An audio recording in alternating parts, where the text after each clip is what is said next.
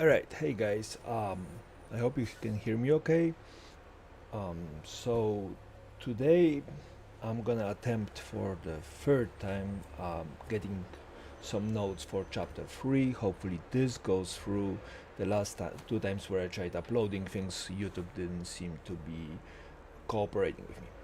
Um, I will not be looking at the camera directly, I'll be looking a little bit below because here um, I have all my um, notes that uh, that will help me make it a little bit more coherent. So there, here we go. So in chapter 3 we are um, getting into basic concept of probability, and this one is usually a little bit trickier because uh, we think about probability the way we would think about dice or cards or flipping coins rather than, for example, a spatial thing. And so, what probability is probability is a concept of uh, dealing with randomness and description of randomness of certain things. And we're going to start with talking about um, uh, those things as such. Um, when we talk about uh, events happening at random, we mean outcomes of some random procedure. So we have some procedure, say flip a coin, and then there's some events that or some outcomes that will come out of this procedure, and collection of those outcomes for this kind of procedure is called an event. Events have two distinguishing features. One is that they're a collection of all the outcomes out of a single procedure, out of a single procedure, and they can be divided into just events or simple event where we are just looking at a single outcome. What do I mean by that? Is say you flip a coin. If you flip a coin and you get heads, that's an outcome of a procedure. The procedure was to flip a coin. The outcome was the head that you got. What is the simple event? Well, it's the exact same thing. A single outcome of that procedure is one head. So what happens if our procedure says, let's flip a coin 3 times? If we flip a coin 3 times, we can get 3 different uh, results for each coin toss. We can get head and tails for the first ones, head and tails for the second, and head and tails for the third. So if we got, say, head, head, tails, that would be an event because it's an outcome of this procedure, right? We completed the procedure once, we got this. But a simple event would be just the heads for the first flip, just the heads for the second flip, and just tails for the third flip. So every simple event is an event, but not every event is a simple event. It would be nice if we could talk about this space of all those possible simple events, and the term we use for that is sample space. What sample space is a collection the possible simple events um, of all the possible singular outcomes that we have. If we think about rolling a die, what is the sample space? Well, it's all the possibilities of a die. If you're a regular person and a Crabs person or a Las Vegas person, you're going to think 1, 2, 3, 4, 5, and 6. If you do a little role playing, those dice can get a little bit trickier. And so here it is. And we have this kind of setup for that. Um, producing sample spaces for Small procedures, coin flips for example, is very easy. Same with dice rolls. But sample spaces get relatively complicated as we increase the complexity of the procedures. On page 39, example 4 says we want to have 3 kids, and how many options are there? Like, what's our sample space? Well, we would start thinking about it, be like, hey, well, we could have 3 boys, or we could have 3 girls, or we could have 2 boys and a girl, or we could have 2 girls and a boy. And after a while, not everybody is able to produce all eight uh, outcomes of this procedure. So there's a method to do it. It's called a tree diagram. And tree diagram very simply says start at one point, and then how many different choices are for one step of this procedure. And then you take each one of those points and take a look at again split, and you are going to produce this kind of tree looking diagram, which will help you to actually navigate to get all the choices. And so this is I'm apologizing for the trucks again. And so this is one of the ways we can produce it.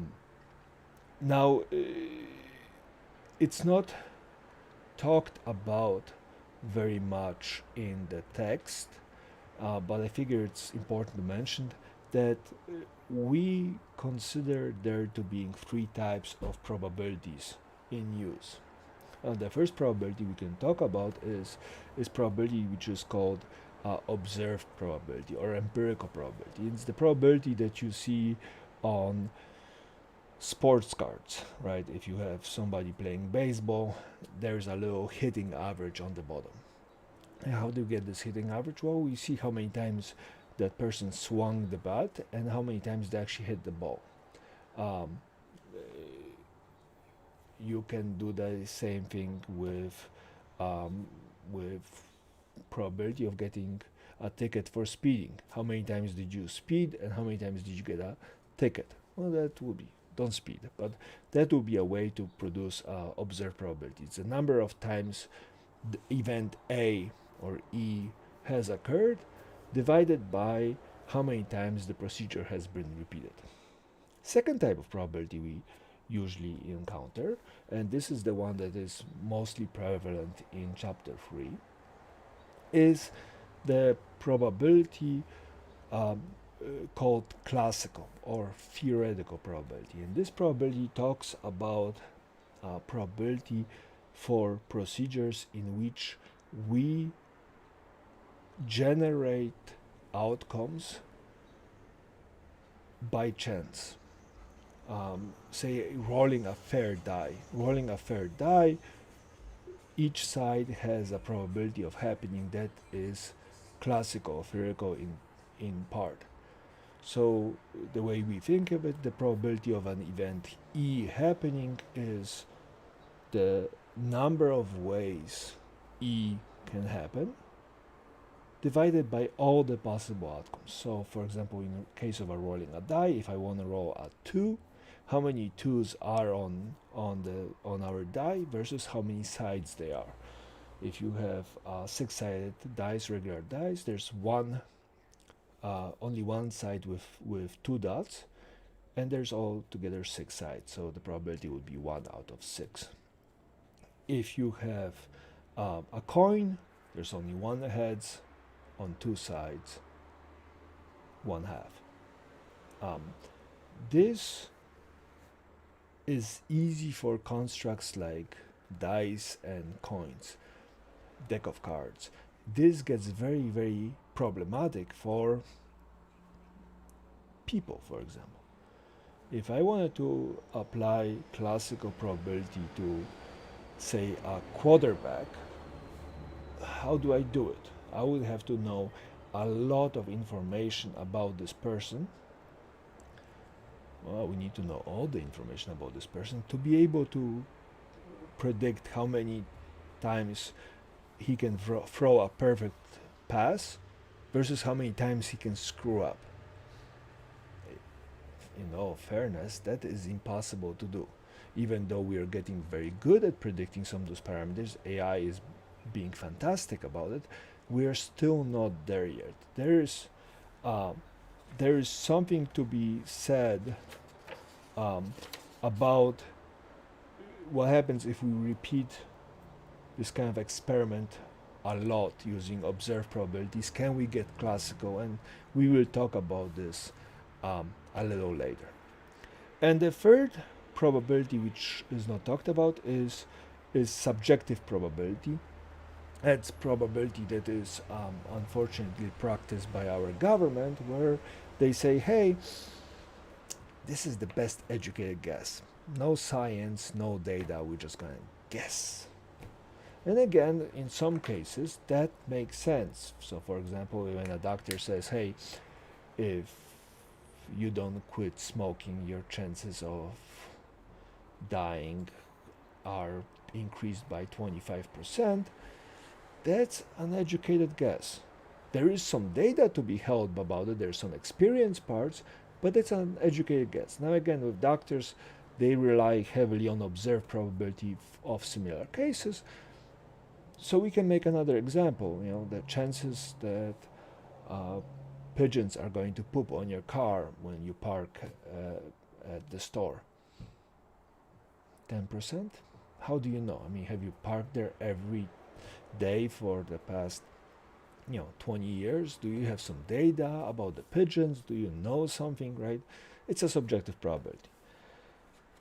All right, so that's probabilities, and this kind of continues describing the sample space. There can be some questions trying to wrap your head around it. The mathematics so far about how to go about it are very simple. The description that you see, for example, on page 40, might look a little bit overwhelming. Just take it as a piece of information and the way you would describe it in mathematics, rather than, oh my god, there's maths happening. Math is happening, if you like it or not. You don't have to lose sleep over it or get stressed. We're going to get through it. And this trial and error continues for us to trying to figure out a language. And when I used the source material to create this textbook, I tried to be very clear that there's a lot of examples for this section. Now, we eventually want to talk about things which are bigger. We don't want to talk about one event, one procedure, one event, and that's it. We want to talk about bigger things. And the problem with bigger things is that, well, they get big. For example, what would be a good example? For example, we could talk about a problem saying, if I have 3 kids, what's the probability of that we won't have a girl, or we will have at least one girl? Well, we could start the classical conversation, and not having a girl when you have 3 kids is relatively easy. That's 3 boys out of a sample space of 8, 1/8. Easy. At least one girl? Well, that gets a little tricky. At least one girl means we could have girl, girl, girl. We could have girl, girl, boy. We could have girl, boy, girl. Boy, girl, girl. You could have boy, boy, girl. Boy, girl, boy. Girl, boy, boy. Did I miss anything? Maybe, right? This starts kind of ballooning very quickly. But we can talk about probability as a collection, right, in a kind of a spatial arrangement. Think about it as as marbles in a bowl. Well, you could relabel all the marbles. There's at least one girl in each one of those subsets, and you could try to count them, or you could look at it and say, hey, there's one marble which doesn't have a single girl in it, and that, right, kind of separates at least one girl, no girls, and all of it ends up in a space called we want to have 3 kids. The question is, which one's easier to calculate? Trying to count at least one girl set, or this one there is no girl in a set, right? And this is where we introduce the complements. Complements are events which occupy all the space outside where the event was occurring. So, for example, a complement of having at least one girl is having no girls. A complement of flipping a tail is a head. So, a complement is everything but what you decided. So, do you want to clean your room, or do you want to do anything else? There's a complement. And there's a really important part saying that the probability of the event happening and the probability of the complement together, they're equal 1. Why? Because you either hit the event or the complement. There's no other choice, because by definition the complement encompasses all the space that isn't occupied by your event.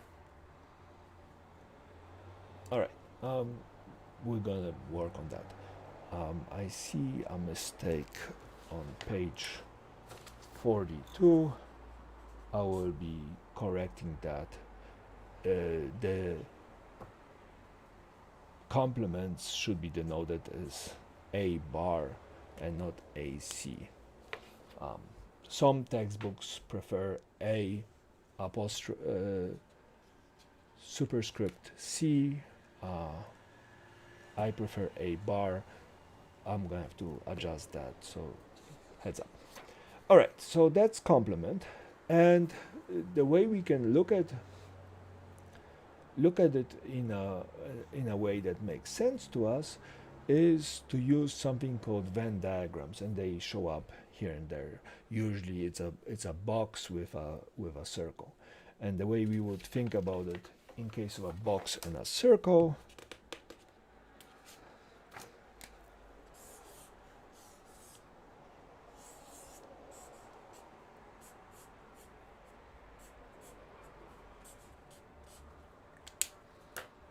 I apologize, high tech. There's your box. The box signifies the sample space. If there's an event A happening, all the space around it is the complement of A. So that's what we mean by complements. All right. So that expands this conversation. What happens if we have 2 events happening in the same sample space? What then? Well, then we can talk about event, say, A and event B. They can overlap, and in this case we call it an intersection event, and this intersection between event A and event B is the space that is occupied both by event A and by event B. For example, if you roll a die, example 12 I think talks about it, is one event is that you rolled an even number, the other one is you rolled a number greater than 2. Well, numbers greater than 2 are 3, 4, 5, 6. Even numbers are 2, 4, and 6. Which 2 are in common? The ones in common are 4 and 6 for both of those, and that's the intersection. Events and complements do not have an intersection. They don't have a common space because you either are in one or the other. One way to think about it is think about events the way we would say draw them or put little pieces of paper on a dartboard. You throw the dart and that's your procedure. It punctures somewhere and that's your outcome. And if you have two events overlapping, you could puncture both of them at the same time, and that would be the intersection of events. But you could have complements, say the bullseye is event A, and everything else on the dartboard is the complement of event A. So you cannot puncture both of those with one dart. And events that don't overlap are usually called disjoint events or mutually exclusive events. Mutually exclusive means you either have one or the other, never both. So the probability of having overlap between one event and another event, if they're disjoint or mutually exclusive, is just simply 0. We expand this to say, hey, how about if we want to talk about both areas, event A and event B?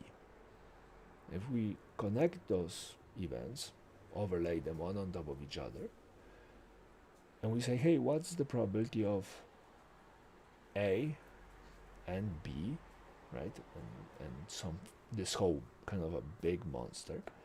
What we are talking about is we're talking about a union event, or literally or in mathematics. Or in mathematics means one or the other or both.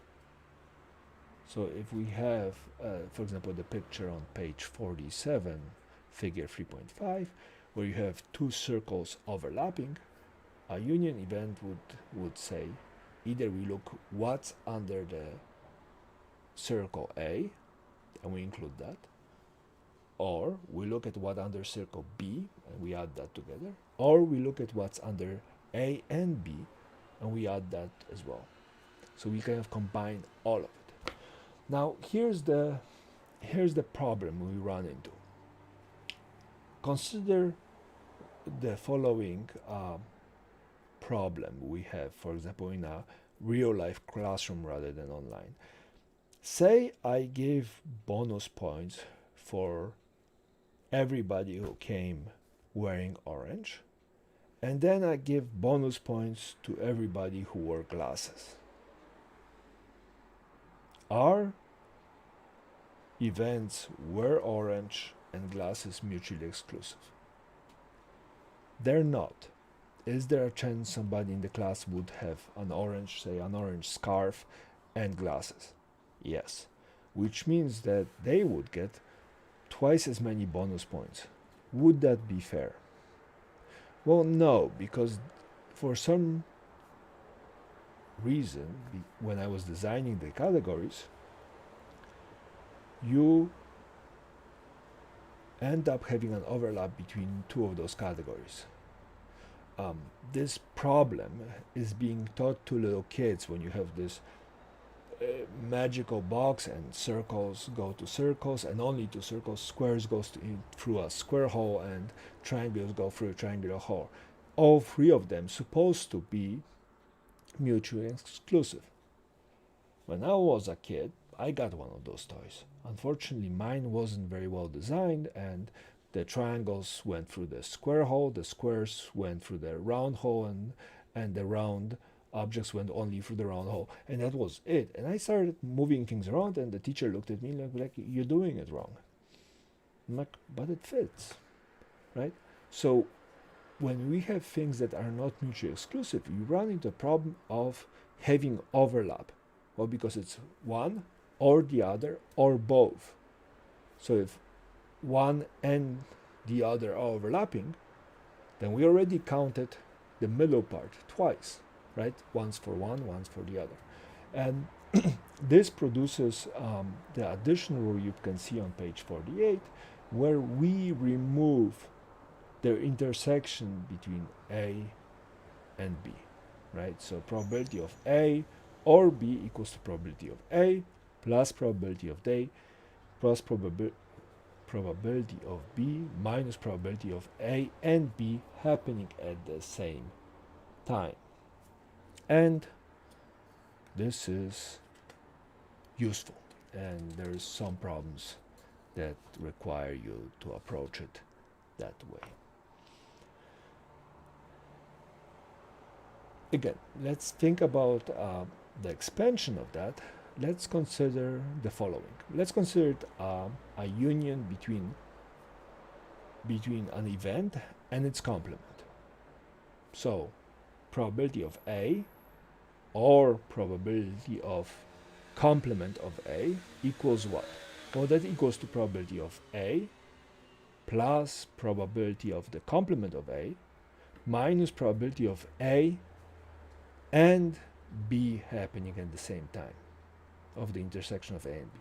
Well, we know the intersection of A and B is 0, right? Because there is no overlap. So what we get is the probability of A and probability of complement of A. And we know that those two probabilities have to equal 1 by definition, which means that probability of a union of A and complement of A is 1. Lots of theory. If that is too much specific talk, let me know. I will actually write it out. I will move over to my little area here, plug in the other camera, and try to record that. All right. We continue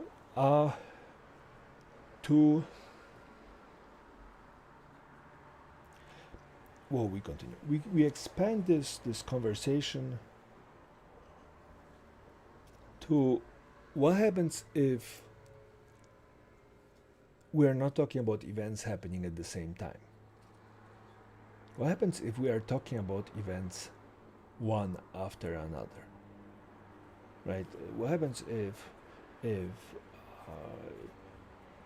not all of it happens in a kind of a snap? You know, we so far we've been talking about kind of a Thanos approach to probability. Half stays, half goes away, or some stays, some goes away. What happens if things happen one after the other after the other? Well, in that case, we need to start considering conditional probability. Conditional probability is probability that is affected by previous events. So the probability of one is affected by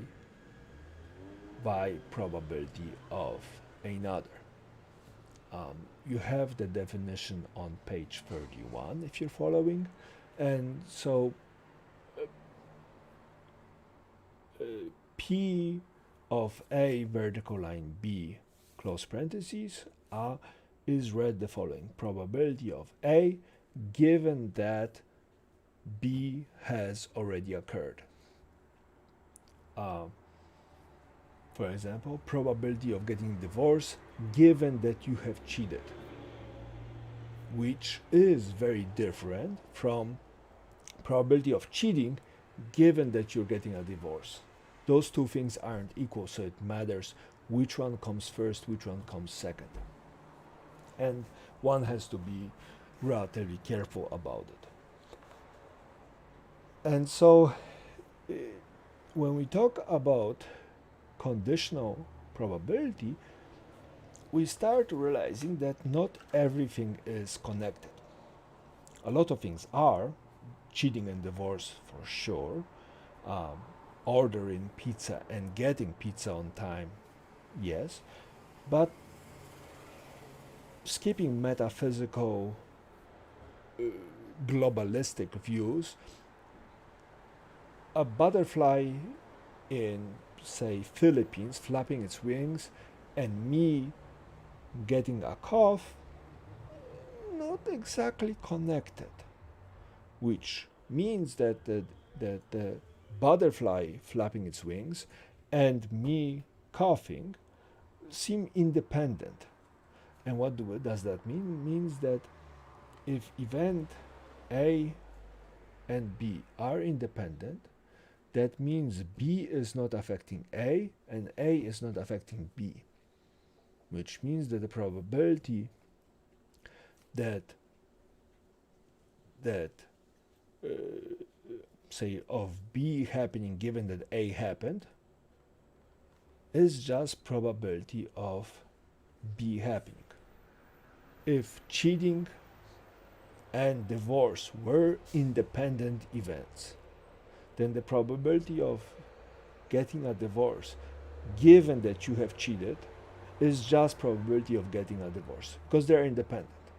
Now, cheating and divorce, I would imagine, are dependent events, they affect each other, but probability of, say, getting a divorce and probability of Maduro having a second breakfast, not really. I mean, unless you're in the State Department, but side of that, right?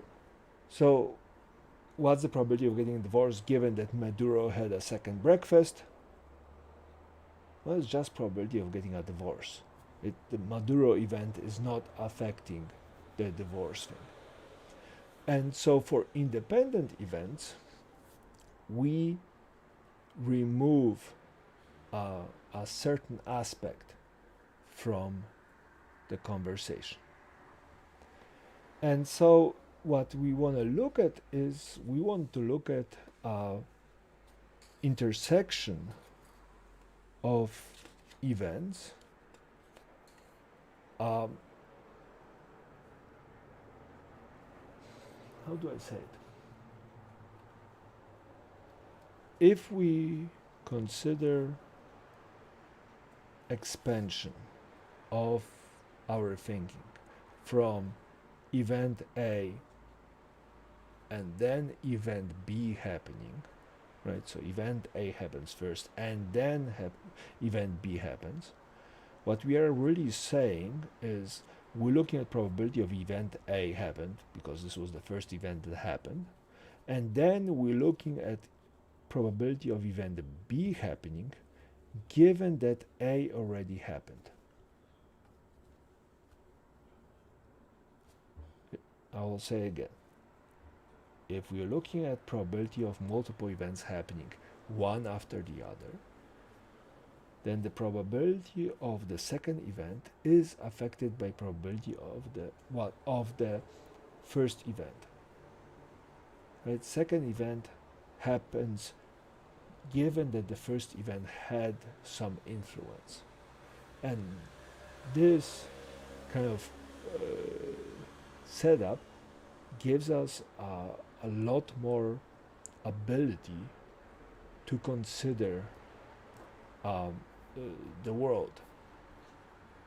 So if you consider examples for that, you could consider a very simple,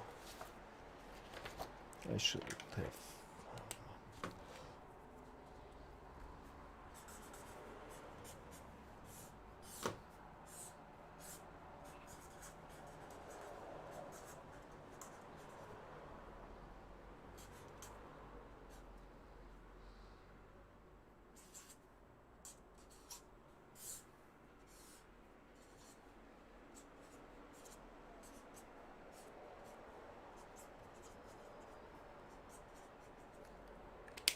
let's consider this.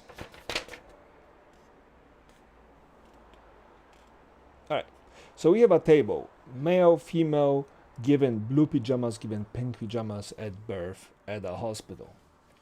Right, and we have couple kids in this setup, and now we're talking about probabilities. Well, I could ask you what's the probability that we pick a child that is male and wears a blue pajama. Well, that's 7 out of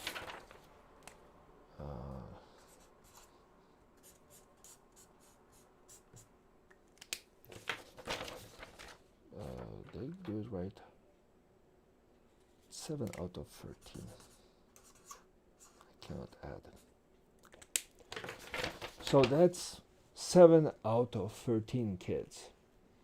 Probability that we pick a male in blue pajamas or a male in pink pajamas is what?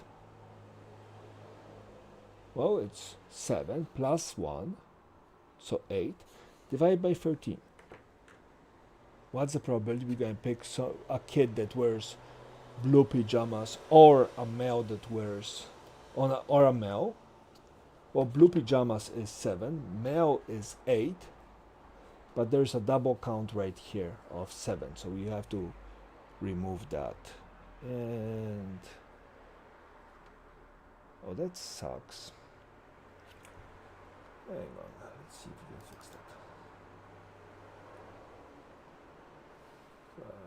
Can we flip the video?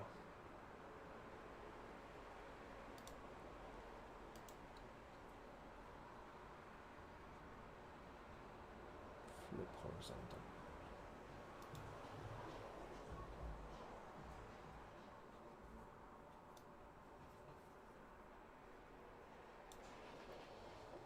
Ah, ta-dam. All right. Sorry about that. Now you're gonna look at me the other way around. Let's look at it around.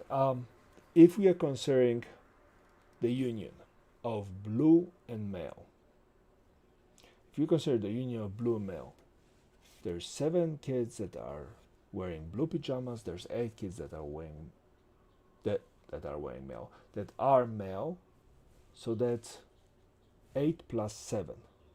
But there's a double count right here of blue males. So this is the union. Now let's look at the intersection. What's the probability we're gonna pick a male kid given that they wear pink pajamas? Male kid given that they wear pink pajamas. We're going to look at pink pajamas and we're going to look at the male group. What happened first, pink pajamas or male? Again, the question is probability of picking a kid that is male given that they wear pink pajamas. Well, pink pajamas happens first, so we are looking at this column. And now we're picking between those two. This is the male row, so we're picking 1 out of 6. Another way to do it is to consider the union of male and pink, divided by the event that happened first, and pink happened first. So it's 1 out of this. So this formula that you, for example, see in example 22a, right? P of H is exactly that. Just the question is which one happens first, which one happens second. All right. So that is kind of cool. And again, independent events are events that don't affect each other. And this is about it for chapter 3. Again, what is important in chapter 3? Important in chapter 3 is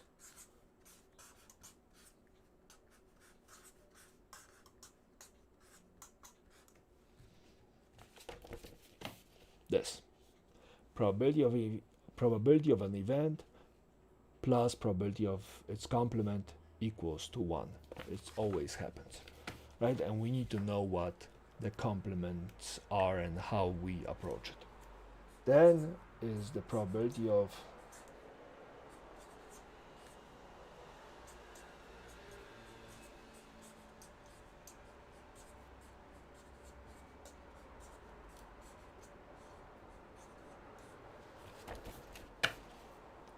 union.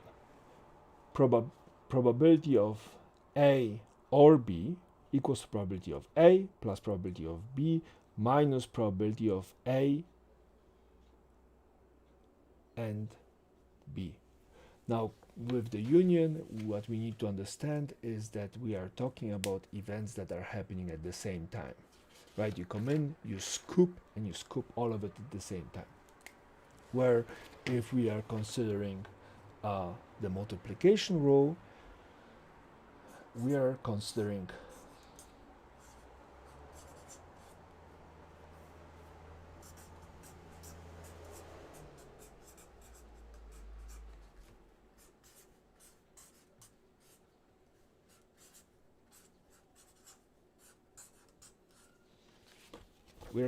this A, and then B, right? And then equals to probability of A times probability of B, given that A happened. This vertical line means given that, right?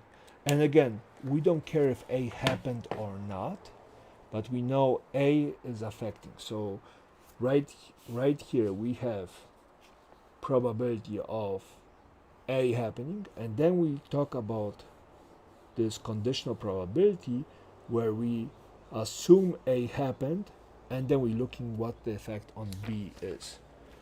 Well, with one low exception is that if B and A are independent, which means the event B doesn't care, right? Event B doesn't care that A happened, then we're just talking about probability of event B. So this is this kind of big and juicy upside. Now the mathematics of it are not very difficult. Easiest way to consider it is just looking at the examples. For homework, there is 18 questions, and again, those are created just to have you looking at little aspects, right? Question 1 says, hey, there's red, yellow, and green marbles in the jar, and says construct a sample space of an experiment of randomly drawing with replacement 2 marbles in succession. What does it mean with replacement? Well, with replacement means if you take it out, you look at it and you put it back in, right? You know when magicians make you pick a card, so there's 52 cards, you pick a card and then you put it back in, there's still 52 cards in here. So with replacement is talking about it, hey, we looked at it, we put it back. So the number of marbles doesn't change between pulls, which makes each subsequent pull independent of each other, right? Because the probability doesn't change. So here's an example.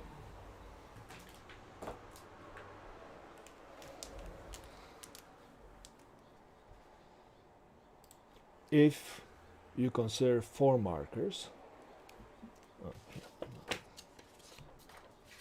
maybe easier to see, right? If you consider 4 markers, and I ask you for probability of pulling the red marker, well, it's 1 out of a sample space of 4, 1/4, 25%.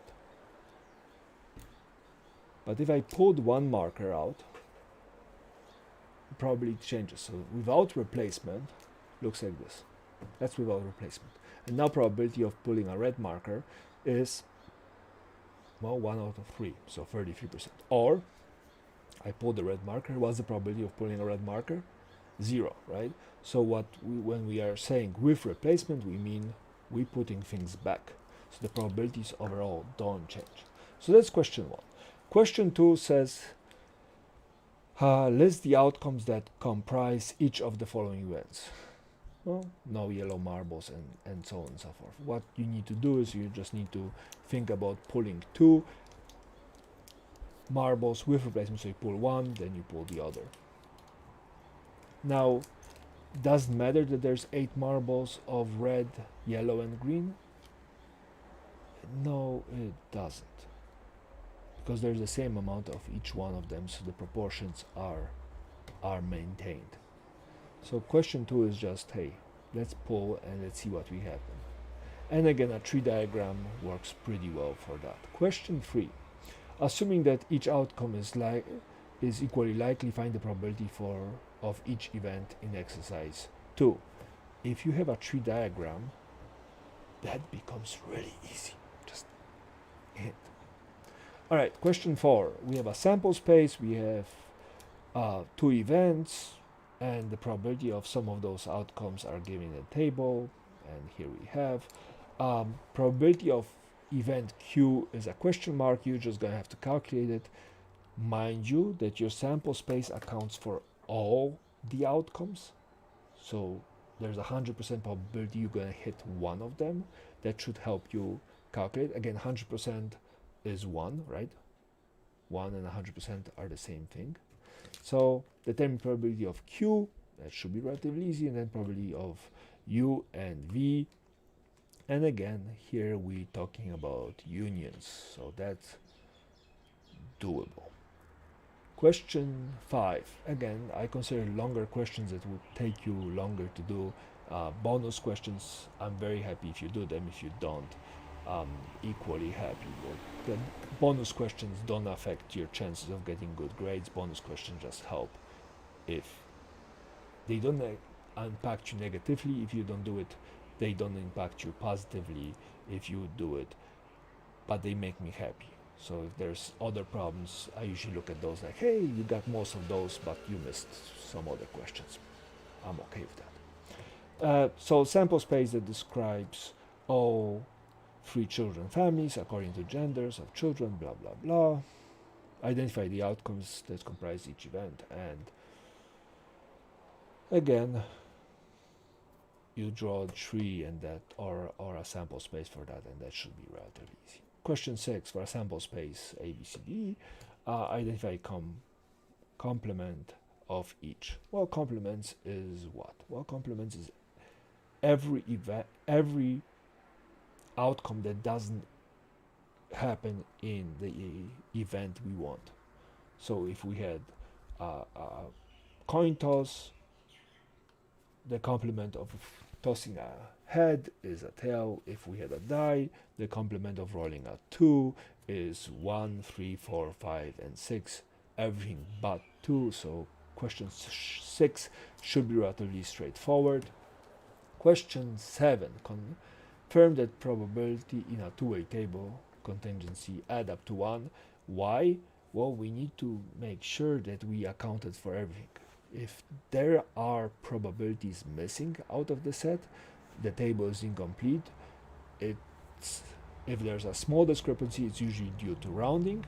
If there's a large discrepancy, that means somebody screwed up, and I really hope this whole thing adds up to 1, otherwise it was going to be very embarrassing. And then you just have to find probabilities. Probability of A, probability of B, probability of A and B, and so on and so forth. Those shouldn't be very difficult. Part E is tricky because for part E you have to check if A and U are mutually exclusive or A and V are mutually exclusive. And again, what does mean mutually exclusive? Mutually exclusive means they don't overlap. So there's a way for you to check that, and I will let you do that. As a hint, for mutually exclusive, you want to look at the intersection part, which is page 45, and then that follows on page 46. So that's the hint. So for that, for chapter 7. Question 7. Question 8. Yes. Make a statement in ordinary English that describes the complement of each event.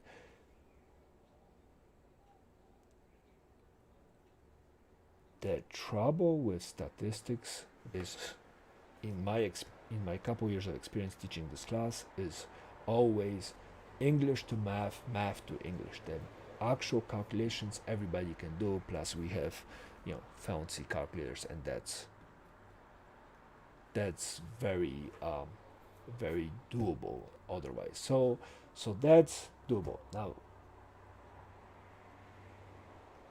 translations here are, oh, you need to translate the math, see how it goes out, and translate it back. This is a fun question, I think, and one would have to, maybe write it out and then try to figure out about the complement and then describe the complement. There's some creative ways to do it. Saying not rolling a 5 or more is just a lazy way. Don't do it. I wrote simply inserting not is not the way to do it. You actually want to describe, you actually want to tell me what is this. Question 9, again, little longer. We have a sample space for each of the experiments, selecting 3-child family. State the complement in the simplest terms possible. And 9 is longer because it's like 8, just a little bit on steroids. I like it. I think everybody should be able to do it. So just because it says bonus doesn't mean you cannot do it. It just takes a little bit longer to do, and you have to be a little bit more diligent. Very doable. Question 10. Tourists who speak English and German. And again, you need to start considering what it means in English when we have speaks one, speaks the other, speaks both, and how we can communicate. So 10 is just sit down, think about it, and you should be very comfortable doing it. Question 11. After creating a sample space for tossing 3 coins, please answer the following. Again, same thing we've been doing, just this time instead of kids and dice and whatever else, we have coins. Sit down, tree diagram usually helps. If you're really fast, you can actually write it out, the sample space, and work from there. Question 12. For independent events, find the following. If you don't know what independent events are, this will be difficult, but you should be able to do it very easily. And same thing for 13. Do you know what mutually exclusive events are? Yes, no, maybe. If you do, great. If you don't, oops. Right? And again, you should be able to do those. They require you to take a look at the actual definitions and the formulas used for it and what the terms mean. So 12 and 13 a little bit different than the questions we've been doing so far. Sorry, not terribly difficult otherwise. 14, and again, 3 kids, same thing. Why? Because chapter 3 is one of those unique chapters that show up, and the knowledge you get should be in the back of your head for the rest of the class, but it is not going to be directly utilized. You need to understand probabilities when we talk about probabilities, because it will help you in the future, but it's not terribly useful. It's like riding a bike.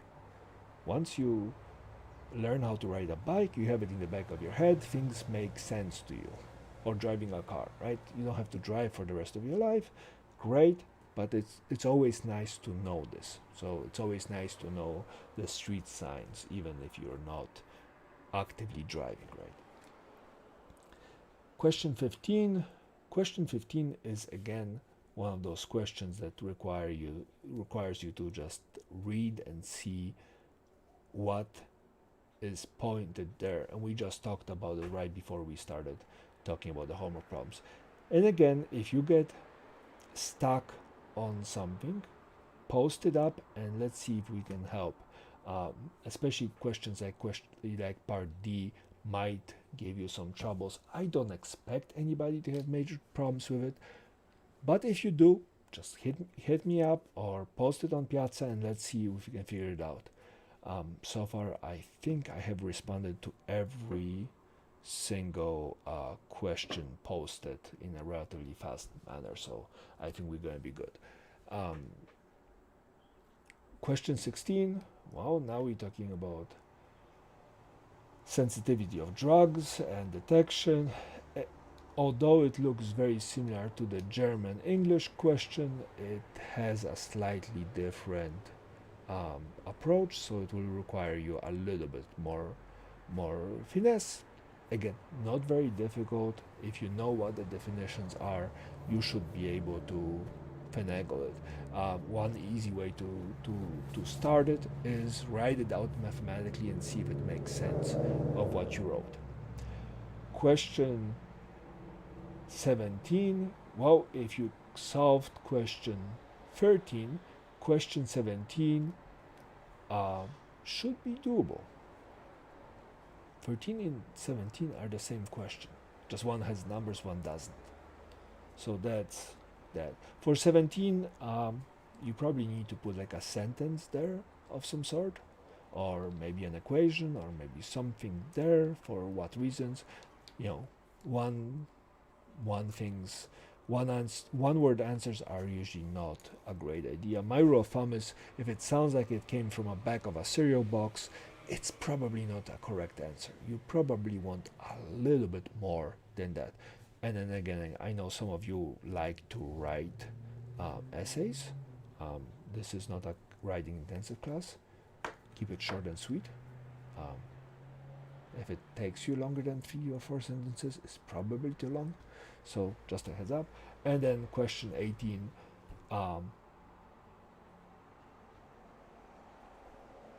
Well, now we have kind of a weird sense where we need to start building a kind of a tree, probability tree, but this tree is starting to have kind of effects on it. Think about example 28 from page 57, because this is what we are starting to look at. It's like, hey, does he make it? Does he not make it? All right, so this is just a start. I saw somebody posted some links on Piazza. I'm going to take a look at those. If you guys have specific questions or set of specific problems that you need problems with, just post it. Let me know. I'll either use those problems, or I will make problems that are very similar to it, and I will try to answer them. Again, doing it over there with the overhead camera and actually writing it out, because you know this feels so freaking professional. But again, one of my extension to my cameras broke, and I needed to order cheaply from China, and since UH is not paying for any of this equipment, it takes time. It's cheaper to buy it from AliExpress than go to Best Buy and spend God knows how much money on things. So I apologize if this is right now on a GoPro that I just scrambled together. By the way, that's my office, and you know, what do they say in those videos? Oh yeah, like, follow, subscribe. Where's the push button? Where's the button? Here. I'll see you guys.